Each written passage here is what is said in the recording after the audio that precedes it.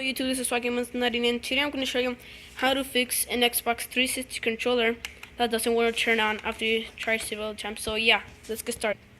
Okay guys, so I've been doing some research, seeing videos, and the first one I saw was that this thingy wasn't fully touching with that black thingy. And it said to put a paper here, which I did, and put the batteries back in, and it didn't work.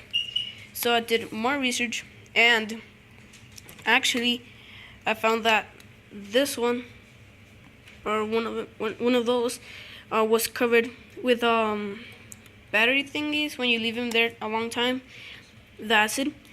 And so like, whoa, what the heck? So I had to clean it, and I cleaned it with one of these. So I was just like cleaning it like that.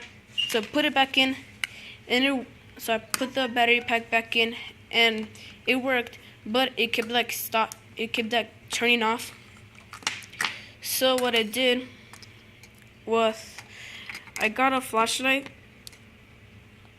and on this side, on the left side, I don't know if you can see it, but like it's darker than the other one. It has some battery acid.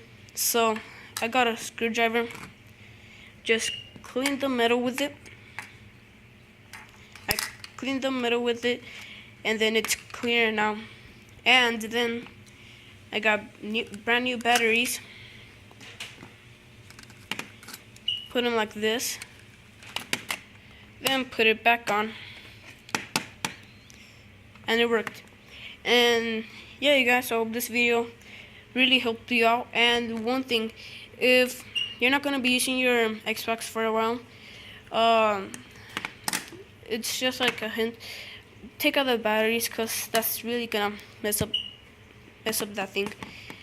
this thing. So you guys, this is SwaggyMonster99. I hope you liked the video, and peace out.